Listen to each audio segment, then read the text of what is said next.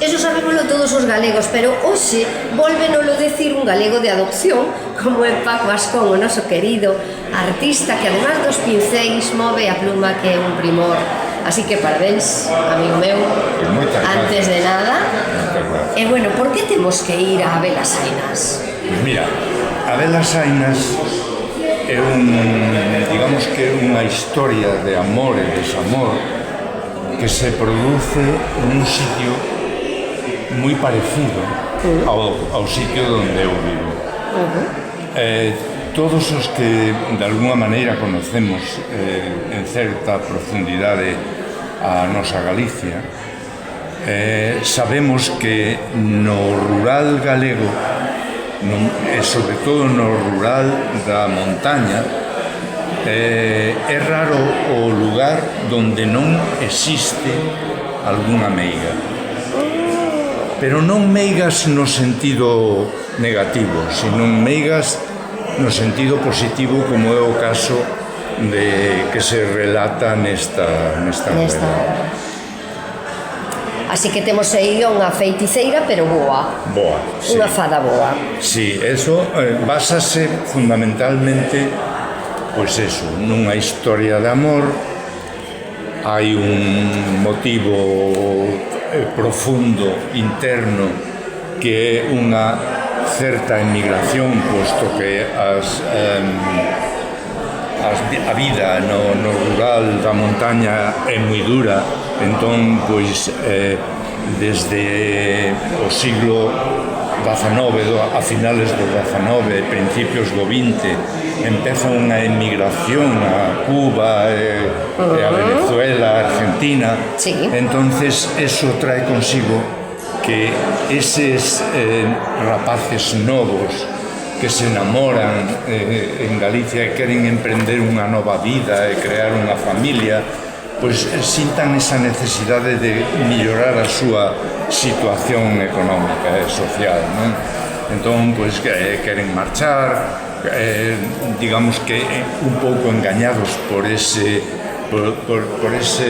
decir de que no estranxeiro se vive mellor, que pois atan os cas con longanizas, como se suele decir, e se dan de narices coa realidade moitos deles, pero que despois encontran pois que lles dá vergonza pois regresar. Entonces siguen vivindo na mesma miseria, pero en outro. Eso é. Bueno, podemos decir que ten final feliz. Ten final feliz. Así que todos tranquilos, fixemos spoiler a medias. Ten final feliz, pero ademais é que eu penso que o que comence a ler este libro, que comence sentado e tranquilo, porque creo que vai terminar de leelo dun tirón. Non o vas poder soltar, eso sí que é verdade, porque hai de agora que, e agora que, e agora que. Creo que lles vai pasar eso. É un pouco, por eso que aí está a meiga, non? Tecendo as súas historias e non nos deixan nada. A ver, eu quero aclarar o tema da meiga. Non é unha meiga, era... En aqueles momentos no rural galego non existía medicina, non había médicos.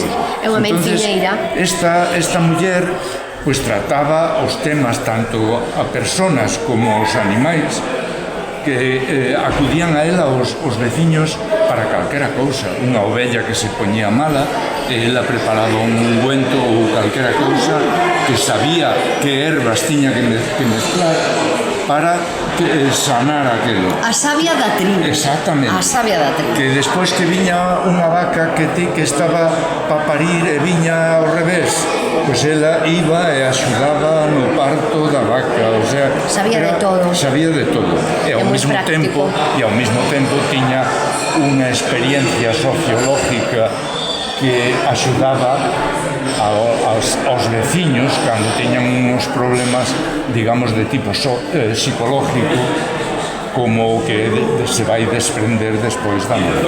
Así que cuidaremos do corpo, da alma e do espírito con esta meiga maravillosa que Abelas Ainas. Metemos aquí neste universo de Paco Ascón coa súa portada maravillosa do libro e coas súas letras enmeigadas e feiticeiras dentro, queridos amigos. Bueno, Abelino, Abelas Ainas, he visto así o noso o noso fotografía de primeiro, o noso fotograma inicial, calquera diría que somos tamén o druida e a druidesa. Podemos ser meigos na A terra cuestión da era Moura. ser sabios, Abelino, que sei que aquí hai unha sabia moi potente, si ti sabes, Sí, bueno, non? é meiga no sentido de sabiduría, Sí. de menciñeira, Sí. non da meiga mala, senón da meiga boa, que en tantas aldeas pois fixo tanto ben. Pero bueno, sobre todo o que é, e iso é importante, é unha historia de amor. Os amores de Herminia e Divina. Bueno, Andrómeda Senlleira de novo, a editorial na que confía Paco Ascón. Vamos a sacar aquí o logo para que Ali o logo, que recorde todos que ten ese carballo maravilloso. Pois sí, Andrómeda sí. Senlleira. Aparte, tamén hai que agradecer a Paco, porque Paco leva pois un ano esperando para que poidamos editar esta obra, que xa estaba pois corrixida e preparada polo noso amigo Edelio Traba, que tamén pois colaborou co seu bo saber literario, e Paco ca súa gran paciencia, porque, bueno, non foi un ano doado para nós, pero as cousas cando se fan con tesón, con cariño e con gana, saen, precisamente o maquetador, que como ti ben sabes é moi exixente, o meu fillo Belino, dixo que este era un dos mellores libros que levamos feito. Así que mereceu a pena que espera. son eu para discutirlo. Claro que sí. Bueno, pois nada, pois, contento agora cando ves a criatura tamén, verdade? Moi contento, moi contento. Aparte esta obra, eu leo as todas, pero evidentemente esta de Paco, porque ademais encargou un prólogo, que o fago eu, pois lino con, bueno, se cabe con moito cariño, eu cariño teño a todos, pero sabes que con Paco temos unha relación moi especial, sí. Con todos, porque ele é así, é un home que se fai querer, e nos queremos, pero eso non quita que a novela sea extraordinaria, porque ás veces cando falas dos amigos pareces que falas da persona e co libro non o merece. Bueno, esa portada xa invita. É que claro, xa esta portada, ben o ves, que parece unha foto, pero non, é un cadro de Paco, porque é hiperrealista, e parece que estás vendo, pois tal cual, xa nos mete aí, na primeira folla, e despois métenos aí, bueno, é que é espectacular. Leva aquí a sinosis de Belio Traba, sí, o crítico literario. Que sabes que el tampouco regala os piropos, cando di que algo é bo, é porque é algo bo, senón que miren as súas críticas na región, que ten aí unha sección de crítica literaria, que por certo, eu non me perdón, creo que ti tampouco, porque sempre se aprende dos que... Así que estamos rodeados de grandes. O acto está a piques de empezar, eu creo que tiñamos que ir xa indo para lá, non? Sí, porque, máis que nada, porque presenta Marina Sánchez. Digo eu sempre me sitúo ao lado de Marina, porque se non hai presentador o acto non arrinca. Entón, pois mira, por nos espera. Pero xa hai moito silencio, Abelino, están nos esperando. Alá imos! No caso de Herminia e Divina,